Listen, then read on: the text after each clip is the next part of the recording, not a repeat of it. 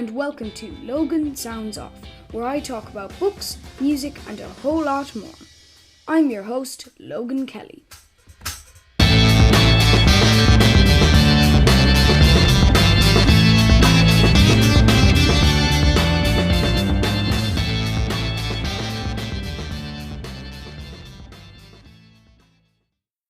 Welcome to Logan Sounds Off. Today it's International Radio Day, so I brought my dad here that I was going to talk to him about what radio was like. So Dad, what was radio like back in the 70s or 80s when you were a child? Okay, well, I suppose at the time there was quite a limited amount of stations in comparison to now where you can actually access international radio. In Ireland, you had RTE1 and RTE2. Then there was a radio station called Atlantic 252 and a couple of other little smaller ones, regional ones. Radio at the time was probably a lot more, on RTE1 you would have had a lot more talk radio with like a Gay Byrne in the morning, who everybody used to listen to and love. Yeah. And then you'd have some of the radio stations then, it was even before like 2FM only started in the late 80s, early 90s I think. So we would have listened to Dave Fanning and people like that. Yeah. What was your favourite show across like a long wave and all those different types of radio? What was your favourite show? Well, luckily enough, thanks to you, I got to meet one of my heroes, which was Dave Fanning. And we used to listen to Dave Fanning because he used to have a rock show from 8 to 10 on 2FM every night. And that's 8 where... to 10, like John Creedon actually. Yeah. Commercial one, yeah. But the only thing was, you got to listen to different music from Ram Jam with Black Betty through the Stiff Little Fingers with Alternative Ulster, and even a song that was only 30 years old the other day, which is Sultans of Ping, Where's My Jumper. So that's where I used to record all my stuff onto blank tapes for myself. Yeah, so that was kind of your way to go for cassettes. Yeah. What was your favourite station on all of the different type of radio? Mostly 2FM for the simple reason that Dave Fanning was on it. I had a tendency to be more into alternative music and heavy rock and stuff like that, and you wouldn't really get to listen to it often on the actual radio because there wasn't many rock stations. It was all usually like pop and stuff like that. So you were kind of like with Dave Fanning, me with John Creedon, that you usually really listen to John Creedon or Dave Fanning, and then when he wasn't on, you'd listen to something else. Was that kind of like what you were like with Dave Fanning? Yeah. I used to record a lot of stuff on tapes and stuff like that. So you've actually got one over there. Yeah. In the room there of Dave Fanning. Like there was most unusual things, like at the time in the early 90s and that, Dave Fanning used to play things like the Golden Horde, bands like the Honey Thieves, stuff like that you just didn't hear anywhere. And you couldn't get. So like they're like really rare albums, aren't they? You can't really get that. You can't get them on any streaming platforms or YouTube or anything. No, and I don't think you could even get them on Discogs and things because there were Irish bands that were around for a short enough time. Yeah, and when you're saying rare, it's not Chumbawamba Slap rare. It's extremely rare. You can't buy the CD anywhere. It'd be very rare if you found it in a car boot sale. There could be anything there. There was even a song one time called Bank Raid in a Tie that I have recorded. Yeah. I have it recorded, and it's all samples and stuff like which really probably sound a bit like Big Audio Dynamite. But even I sent a request in to find out a bit more about that particular song, and nobody had ever heard of it. And it was only played once that I managed to get it recorded on Dave Fanning. Oh my God! So you have a tape of a song that was only played once ever in the whole world? No. I only got to hear it once and recorded it once, but you don't really hear it that much. Wow, that's amazing. And then that tape, usually Dave Fanning would talk through the songs. So some of the songs were kind of like the morning show and a track mixed together. And so David talk over the start of a song where you'd want to listen to like the start of Alternative Ulster. And as the guitar would start to be, and now we're going to play a song here by Seven Fingers, and you'd be going, Dave, shut up, I'm trying to record this. And back then, in the good old days, tapes were very common to be recording radio. Like I used to record John Creedon sometimes on tapes, and I still, very rarely, but still do, sometimes on tapes. Yeah, everybody used to use tapes. You had C60, C30, C60, C90s. And then C120. But they were rare. if you got your hands on them, you'd pay for them. But they were good. And then to get them now, you can only imagine. And we used to do things like in school. When we were going into school, we'd record different albums or record stuff off the radio, and we'd swap tapes, mixtapes. Oh, so it kind of not just with girls, you do it with lads as well. Yeah, you can imagine. You swap with the girl, and Barbie Girl starts playing through the tape. Or somebody would hand you a Prince album, and you're going, Jesus Christ, I'm after giving them a Sex Pistols album. That's not going to work out well. If you could bring back any DJ, who would it be? I think it has to be... I knew I'd get you there. No, it has to be a legend called Larry Gogan. Larry Gogan used to do the Golden Hour. I've heard of him. Yeah, he used to do the Just a Minute quiz and stuff like that. He was just a really nice man. Now, he used to play a lot of pop records and stuff like that, but as far as DJs go, he was very gentle, very nice, very open, would always try and encourage new bands, that kind of stuff. And he was really, he was into music. That's the thing. He was actually into music. That's the thing. Was he kind of like talk and a kind of fun and kind of music kind of show? So it was a bit of everything. Yeah, his shows were a real variety performance because you had all sorts of things going on. Yeah. Did you listen with your family? Was there any radio shows that you listened to with your dad or your siblings? No. Because you had two other ones. No, my two sisters, because they're a bit younger than me, they were more into listening to Kylie Minogue and Shaky Stevens and stuff like that, where I was more into listening to AC/DC, Dead Kennedys, Stiff Little Fingers, also The Clash. And you're still into Dead Kennedys and DOA. You've got them all in your songs on Spotify. And did you I know we were saying that you used to swap tapes, but did you talk to your friends about different radio stations as well? Did you guys connect a lot with those kind of radio stations? Nearly every morning when we come into school, we'd be talking about what particular songs we heard on Dave Fanning the night before. And it was the start of his, I think the start of his radio show, there was a song by Fleetwood Mac, was the intro on guitar, which was pretty good. But we used to always be listening out for something a bit different. And then he had changed his music then to, I think it was from Horselips. But yeah, we used to talk every day in school and sort of say, did you hear the Clash track you played last night? Or something like that was cool. That's never happened anymore because no kids in my class ever listen to radio. And I listen to sometimes John Kelly and John Creedon, as you know. Two Johns there, what weird. And really, I think it's a kind of weird that a lot of children don't listen to radio, yet I think it's 88% of streaming in Ireland is radio. Yeah, I think half the problem is, Logan, with kids now, that they're only listening to music that's either incredibly popular or on the telly or something like that. Because, to be fair, I used to listen to jazz. My dad used to listen to everything from Traffic through to Mario Lanza and stuff like that. So we got a really wide variation of music, and because of that, you get a love for radio.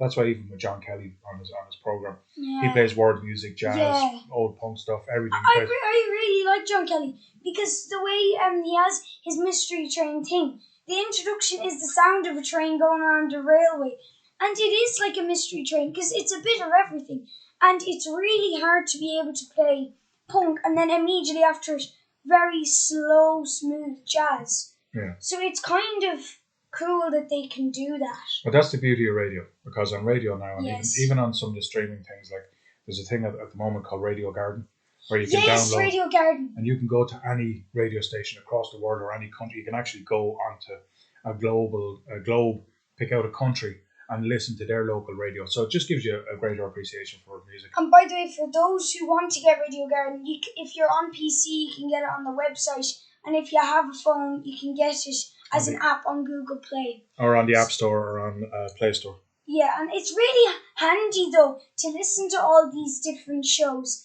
And I think now what's happening is more people are starting to watch more TV, you could say, than listen to radio. A lot of people now listen to the news on the radio, like going to work or so.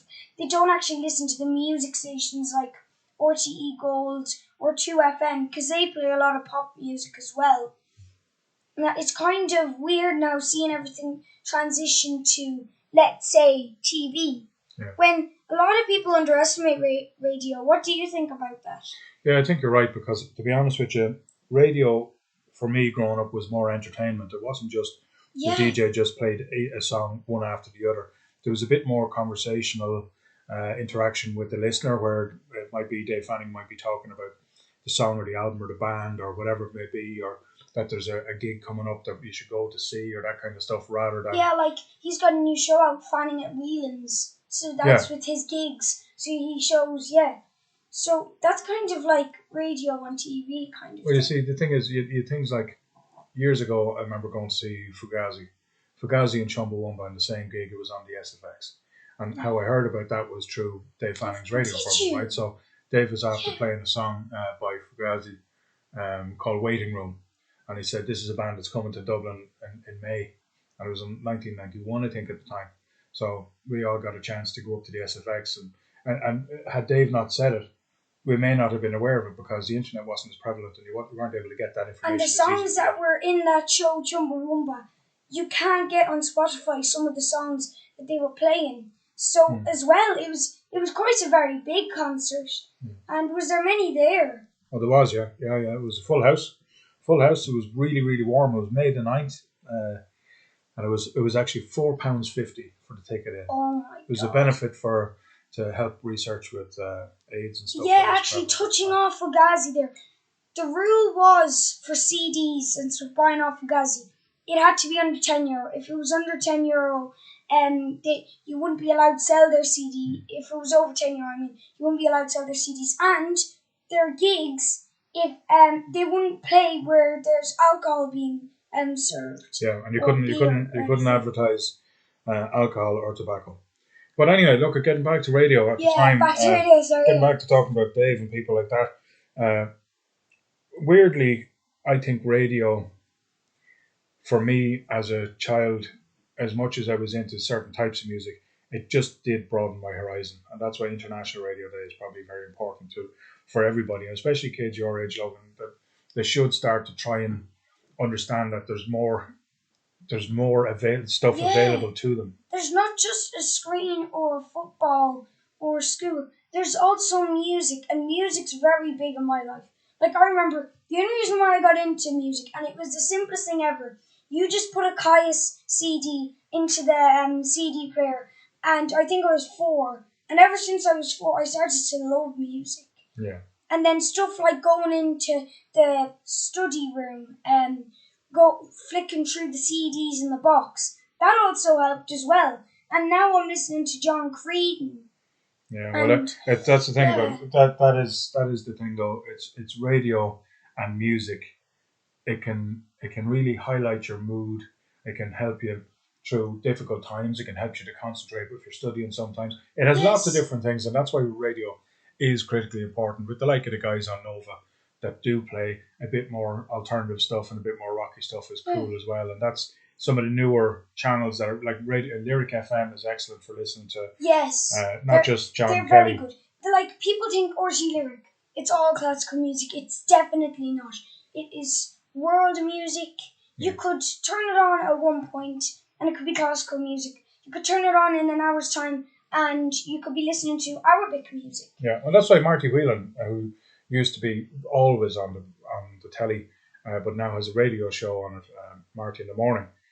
It's actually quite good. It's a big change and stuff. But even like there's a guy called George Hamilton that is a sports commentator. I would know him as. He was used to always commentating all the Irish soccer matches. Yeah.